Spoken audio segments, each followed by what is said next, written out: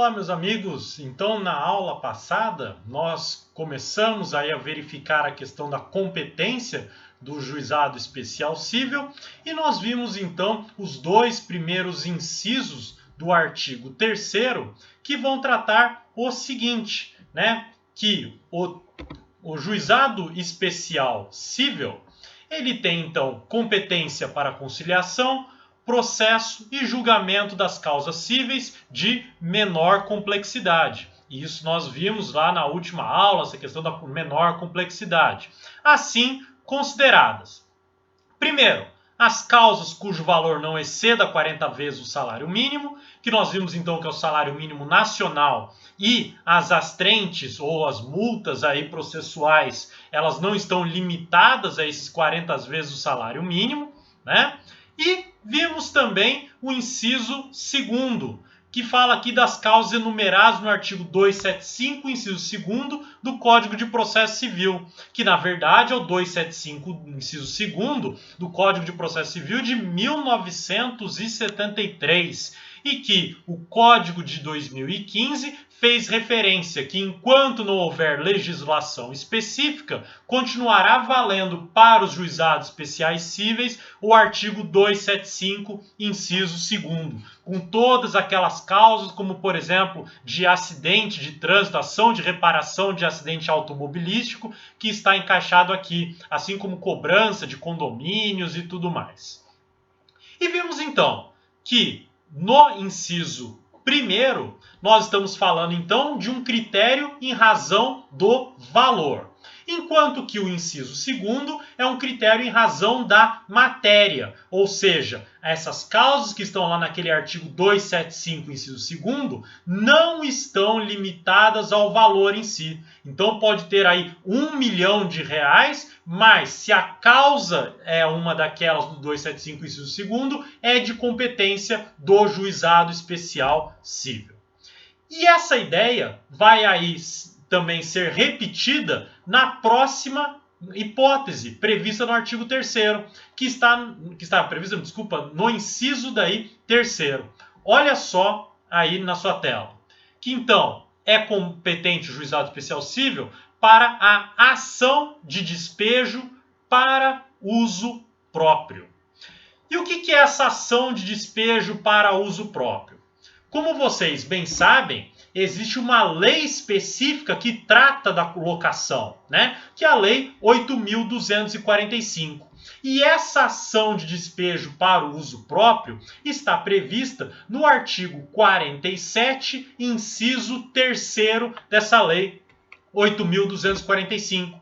Olha aí na sua tela. Artigo 47. Quando ajustada verbalmente ou por escrito e como prazo inferior a 30 meses, fim do prazo estabelecido, a locação prorroga-se automaticamente por prazo indeterminado, somente podendo ser retomado o imóvel. Inciso 3º, se for o pedido para uso próprio de seu cônjuge ou companheiro, ou para uso residencial de ascendente ou descendente que não disponha, assim como seu cônjuge ou companheiro, de imóvel residencial próprio.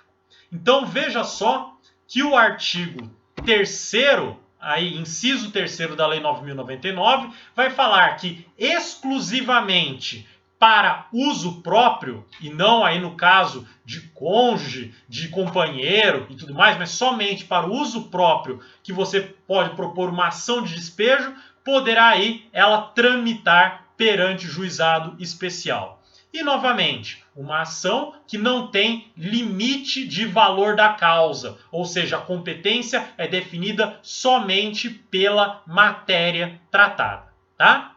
E daí, todo o procedimento, como que se dá essa ação de despejo, você pode verificar, isso você estudará mais adiante no curso, no artigo 59 e seguintes da Lei 8.245, que tratam daí das ações de despejo propriamente ditas, tá bom? Muito bem, com isso vamos verificar então o 4º inciso aí do artigo 3º, que vai tratar então de outras hipóteses de competência do juizado especial civil. olha aí na sua tela, que vai ser então competente para as ações possessórias sobre bens imóveis de valor não excedente ao fixado no inciso 1º deste artigo. Olha só, quais são as ações possessórias?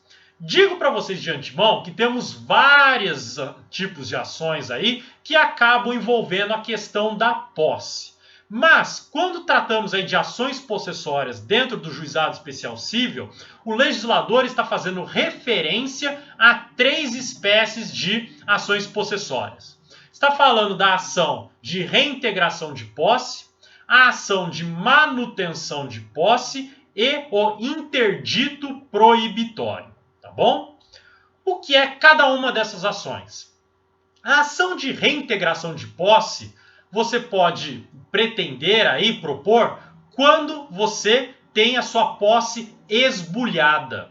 E o que significa o esbulho da posse? Quando há perda total da posse, que você não tem mais a posse sobre um determinado bem, e no caso específico aqui do Juizado Especial Cível, do bem imóvel.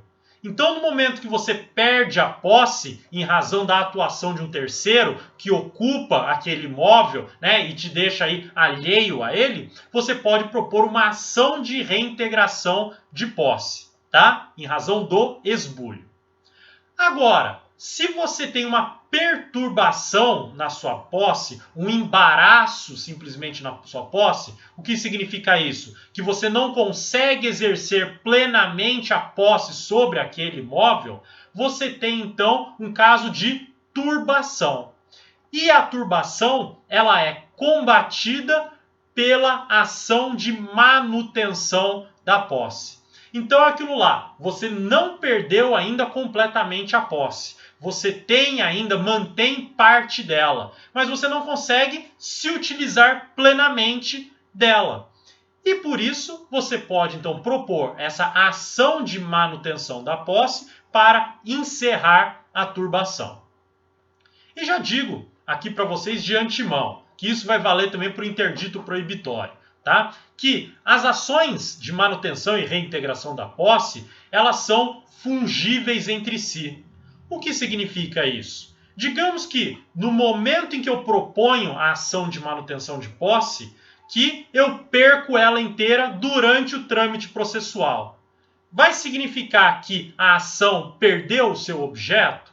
Não. Daí ela será convertida de ação de manutenção de posse em uma ação de reintegração de posse, tá? Porque o procedimento delas é quase que idêntico, com algumas pequenas diferenças em razão do esbulho da turbação. Então, uma é fungível da outra, né? Tem aí a característica de fungibilidade que você pode trocar uma pela outra, né? E vice-versa. Então, se uma turbação se torna um esbulho ou um esbulho se torna uma turbação, a ação que era de reintegração se torna de manutenção ou a de manutenção se torna de reintegração. Tá bom? E o que é o interdito proibitório? O interdito proibitório, você pode propor essa ação quando você está na iminência de ter a sua posse esbulhada ou turbada. Então, imagina o caso que você vê lá a aproximação de um grupo de pessoas, né, de determinados indivíduos que vão invadir a sua propriedade. Antes mesmo que isso aconteça, você pode propor ação de interdito proibitório para que o Estado tome medidas para assegurar a sua posse, tá? Então são 3 meios processuais aí de defesa da posse. O interdito proibitório, quando você está na iminência de ter a sua posse esbulhada ou turbada, a ação de manutenção com a turbação da posse e a ação de reintegração com o esbulho da posse, tá bom? Todas elas passíveis de serem propostas no Juizado Especial Cível, desde que, olha aí, o valor, né, sobre os imóveis aí, não seja excedente ao fixado ao inciso, melhor dizendo, que as ações não tenham valor aí que exceda ao valor fixado no inciso 1º, que é 40 vezes salário mínimo.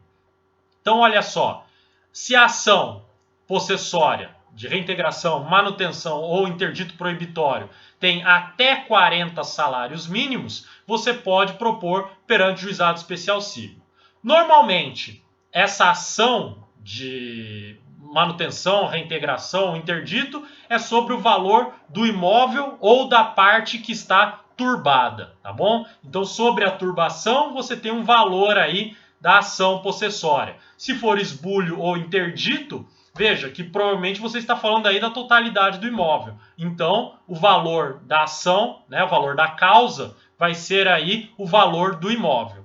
E se é no juizado especial, não pode ultrapassar 40 vezes o salário mínimo. Tá bom? Com isso, então, veja que nós verificamos os 3 grandes critérios que nós temos aí de competência do juizado especial civil. Olha só, para o inciso 1º, eu tenho então o critério do valor. Para o inciso 2º e 3º, o critério é da matéria. E para o inciso 4º, nós temos um critério híbrido, né? Completando então os 3 critérios que se submetem à competência dos juizados especiais cíveis. Legal? Muito bem. Com isso, podemos aí partir para o nosso próximo nosso tema aqui dentro de competência, que é o parágrafo 1º. Que o parágrafo 1º tem uma regra muito simples, muito fácil de entender. Olha aí na sua tela. Compete ao juizado especial promover a execução, inciso 1º, dos seus julgados e inciso 2º, dos títulos executivos extrajudiciais, no valor de até 40 vezes o salário mínimo, observado o disposto no parágrafo 1º do artigo 8º desta lei. Vamos explicar isso daqui. Olha só. Primeiro, falamos aqui então da fase de execução ou um processo de execução. Fase de execução, quando passado do processo de conhecimento, em que se reconhece o direito que a parte tem, vai-se então para o momento em que se executa, que se dá então exercício a esse direito. Então, se foi reconhecido, por exemplo, um direito de crédito na fase de conhecimento, na fase de execução, eu poderia aí então penhorar bens suficientes para a satisfação desse meu crédito. E daí então, esse parágrafo 1º vai tratar justamente da competência dessa fase. Inciso 1º, simples e fácil. Aquilo que o juizado especial julgou na fase de conhecimento, ele vai poder executar. Nada mais simples do que isso. Inciso 2º, títulos executivos extrajudiciais. O que são os títulos executivos extrajudiciais? Aí eles estão definidos no próprio Código de Processo Civil. Mas entenda que é, por exemplo, títulos de crédito, um cheque, uma duplicata, uma letra de câmbio, né? Todos esses aí são títulos de crédito, que são títulos executivos extrajudiciais. Um contrato assinado por 2 testemunhas também é um título executivo extrajudicial. O que significa isso? Quando você tem um título executivo extrajudicial, você não precisa propor uma ação e passar por um processo de conhecimento para depois ir para a fase de execução. Não. Quando você tem o título executivo extrajudicial, você já pode propor a ação de execução diretamente. E o dispositivo legal, o parágrafo 1º, inciso 2º, coloca aqui um parâmetro.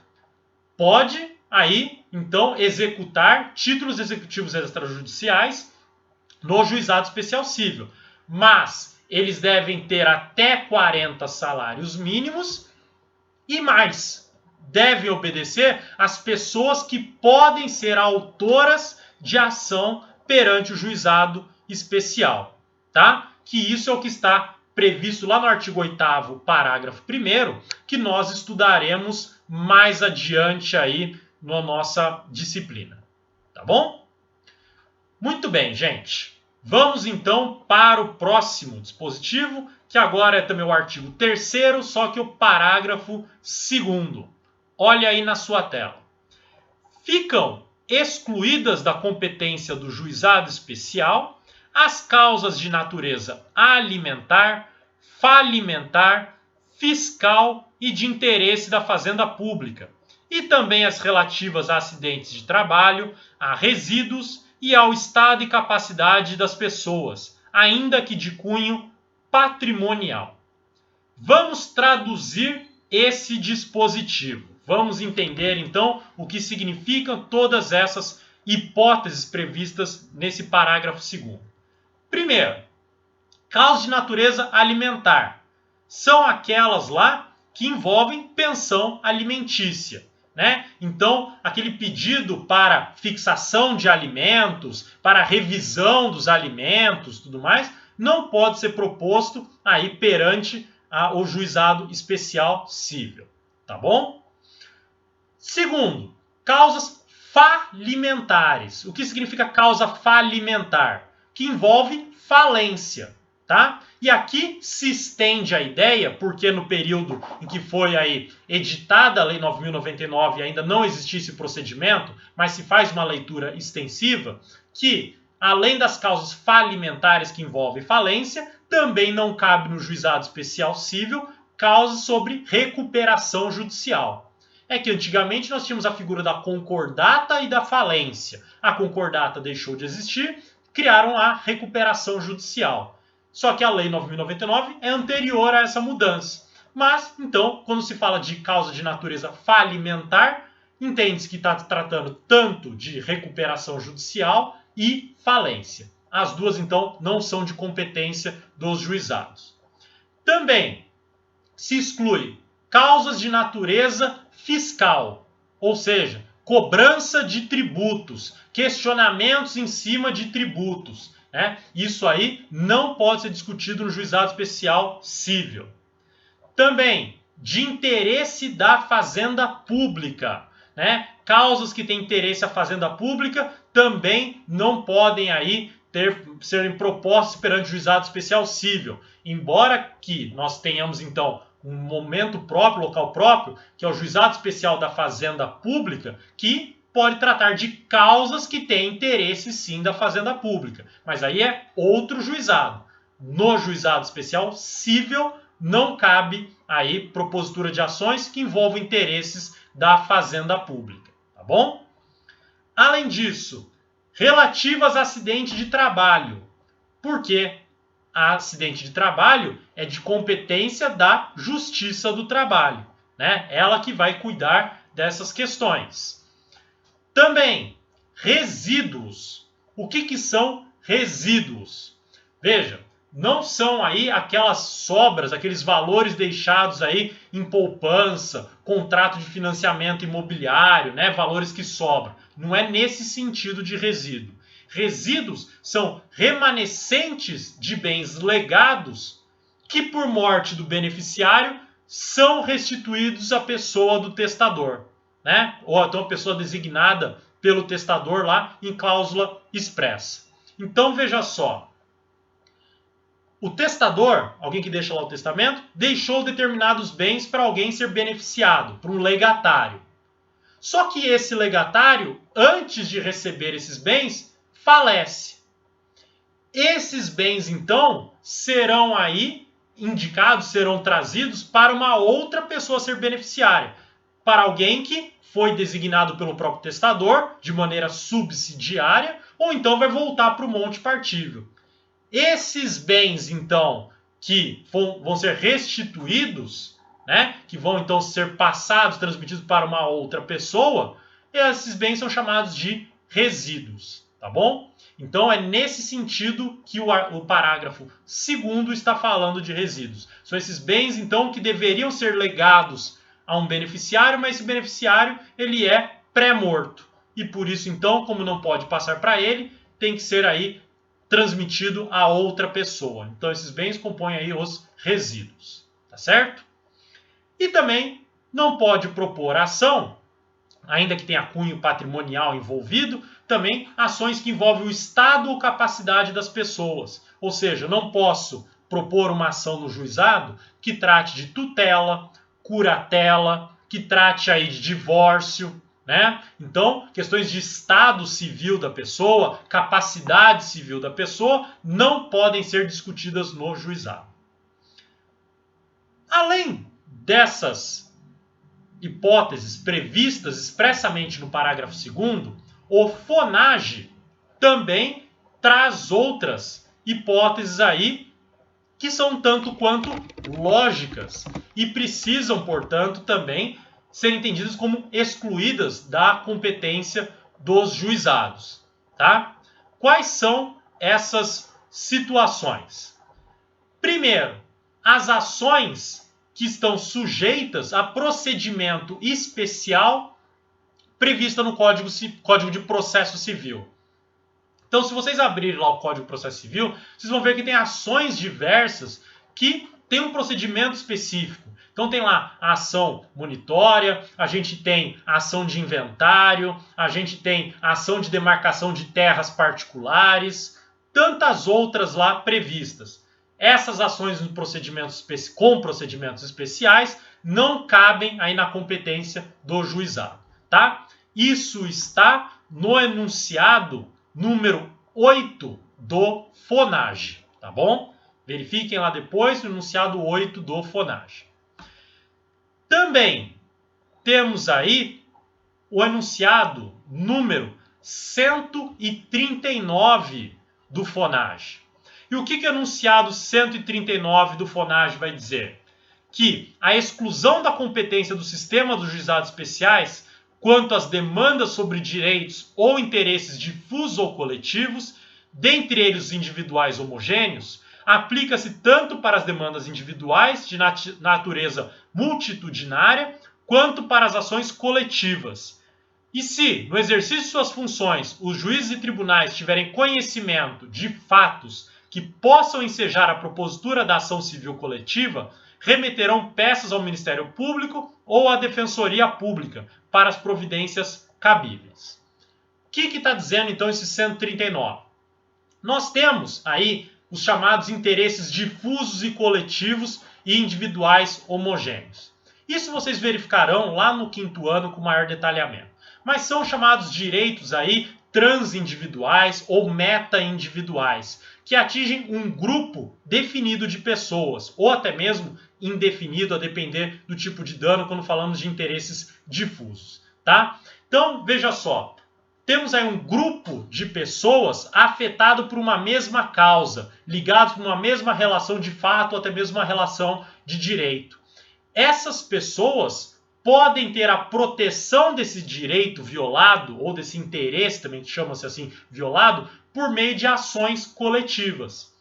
O Ministério Público podendo propor a chamada ação civil pública e entidades, de maneira geral, podendo aí, claro, temos aí um rol taxativo de entidades que podem fazer isso, mas não cabe aqui na nossa aula discutir sobre isso, tá? Mas esse rol de entidades que podem propor as ações coletivas para a proteção desses interesses, esses direitos coletivos.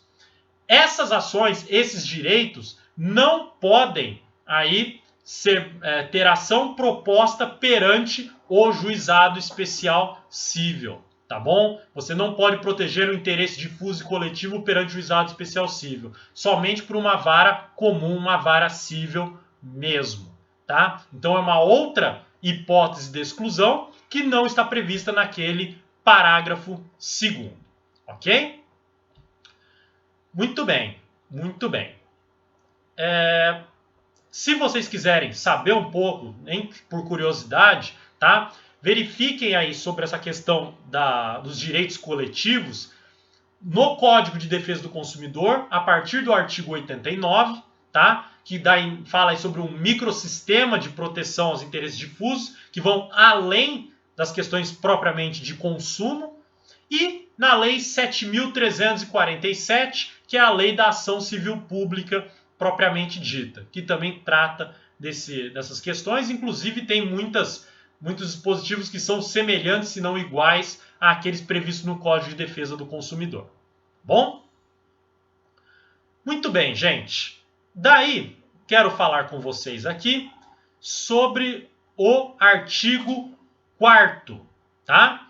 O artigo 4º, que trará também regras interessantes aí para nós. Olha só. Artigo 4º. É competente para as causas previstas nesta lei o juizado do foro. 1. Do domicílio do réu ou a critério do autor do local onde aquele exerce atividades profissionais ou econômicas ou mantém estabelecimento, filial, agência, sucursal ou escritório. 2. Do lugar onde a obrigação deva ser satisfeita. E 3. Do domicílio do autor ou do local do ato ou fato, nas ações para a reparação de dano de qualquer natureza. E o parágrafo único diz o seguinte, que em qualquer hipótese poderá ser proposta no foro previsto no inciso 1º deste artigo. Então, o que o artigo 4º está querendo dizer? Regra geral, é competente para julgar, na competência territorial aí, o juizado especial cível do domicílio do réu ou então o local onde o réu exerça suas atividades profissionais ou econômicas, ou até mesmo que mantenha aí estabelecimento, filial, agência, sucursal ou escritório. Então veja só, seu domicílio ou aonde ele exerce atividade profissional, tem a filial, tem alguém aí, é o foro competente, é a regra. Inclusive subsidiária, porque pode o autor da ação ignorar as próximas hipóteses e propor ação aí justamente no inciso 1º. Mas ele pode também ter outras hipóteses, que se a obrigação tiver uma previsão específica de um local onde deve ser satisfeito, é competente este local aí para a propositura da ação, conforme o inciso 2º. Ou então, se for uma ação em que há necessidade de pleitear indenização, ou seja, ações indenizatórias para reparação de dano, né, de qual natureza que for, extracontratual ou contratual, daí então o domicílio do autor ou local do ato ou do fato, ele é competente. Então, panorama geral. Para ações de indenização, competente ao domicílio do autor ou local onde ocorreu o ato ou fato danoso. Para o cumprimento de obrigação que tenha local, para ação que diga a respeito de uma obrigação que tem local especificamente previsto, no lugar onde a obrigação deve ser satisfeita. Se não tiver aí nenhum desses critérios, aplica o domicílio do réu ou então o local onde ele exerce as atividades, podendo inclusive substituir as duas regras anteriores, se for o caso aí de vontade do próprio autor, tá bom? Então é isso que está tratando esse artigo 4º. Muito bem. Pessoal, vocês devem já ter visto alguma coisa sobre competência. E visto aí quando há declaração de incompetência de algum foro territorial, incompetência do juízo. E viram lá incompetência absoluta, relativa e tudo mais. As regras próprias do Código de Processo Civil podem ser transportadas para o juizado especial? A resposta é negativa. E por que negativa? Porque ao contrário do que acontece no procedimento lá comum do Código de Processo Civil, a incompetência do juizado especial, ainda que territorial e tudo mais, ela pode ser reconhecida de ofício, tá?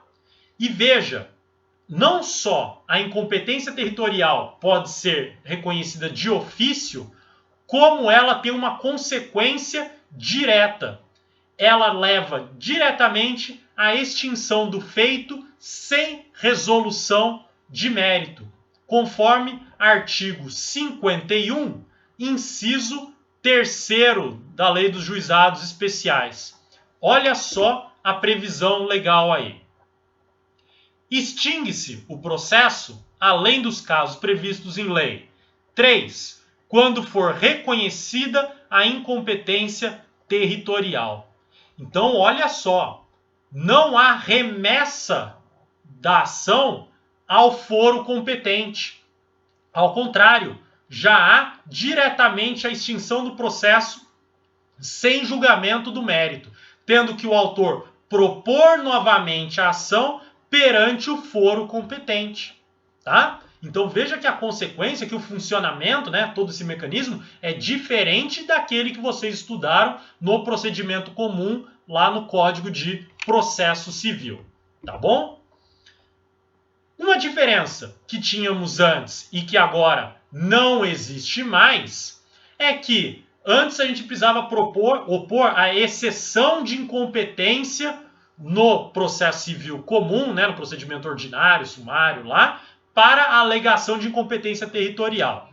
Hoje, como vocês aprenderam bem aí, né, conforme o artigo 64 do novo CPC, a incompetência pode ser alegada lá como causa preliminar, né, prejudicial aí na própria contestação. Diferente do que acontece, então, que acontecia no Código de 73. No juizado especial, na própria contestação, você já pode alegar aí a incompetência do juízo, tá bom? É possível fazer isso, então, como acontece agora no Código de Processo Civil. E, finalmente, uma questão aqui importante para tratar sobre a questão da incompetência de juízo é o seguinte, que principalmente no Tribunal de Justiça do Estado de São Paulo, nós temos os chamados foros regionais.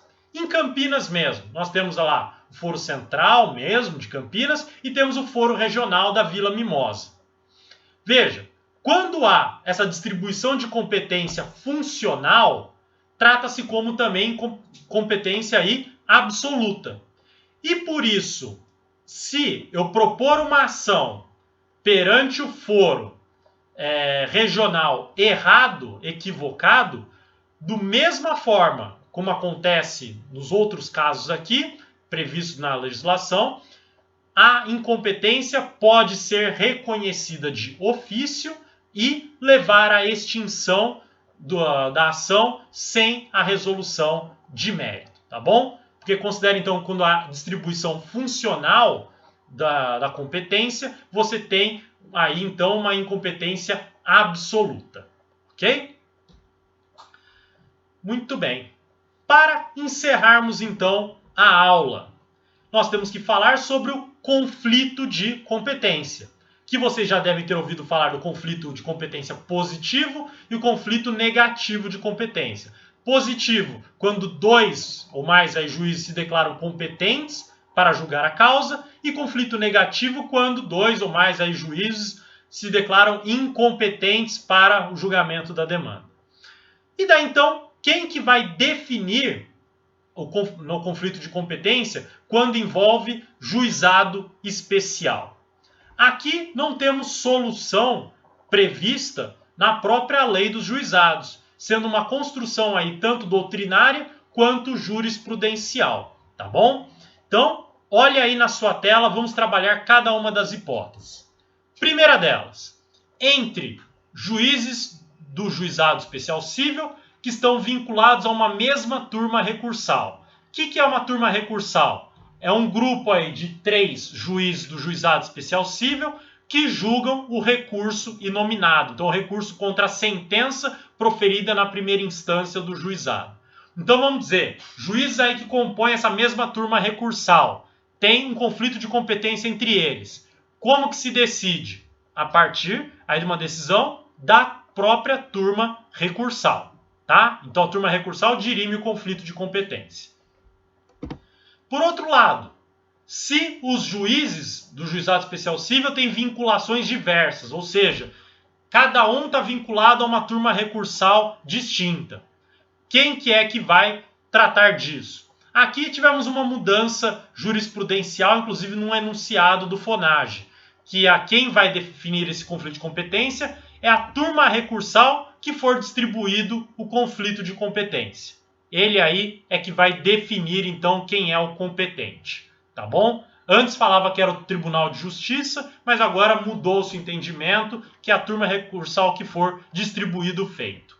Olha aí o enunciado 91 do FONAGE, dizendo, então, que o conflito de competência entre juízes e juizados especiais, vinculados à mesma turma recursal, será decidido por esta.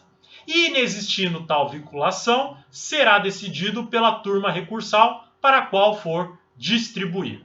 Tá bom? Essas duas hipóteses que eu acabei de trabalhar com vocês. Agora, se for um conflito de competência entre um juiz do juizado especial e um juiz de uma vara comum, né, uma vara cível qualquer, quem que vai dirimir o conflito? Tribunal de Justiça. Por quê? O juiz aí da vara comum não está submetido a uma turma recursal, né? Quem julga os recursos contra as decisões do juiz da vara cível é aí o desembargador, é o próprio Tribunal de Justiça. Então, o Tribunal de Justiça é que fica competente para dirimir esse conflito.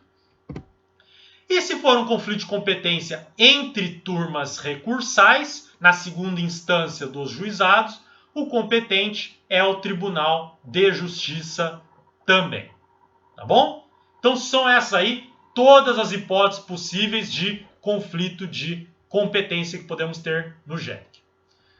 Muito bem. Então era isso que eu tinha aí para trabalhar com vocês sobre os juizados especiais nessa semana. E então na próxima aula continuaremos avançando aí no estudo da Lei 9.099, certo? Muito obrigado então a todos e até a próxima.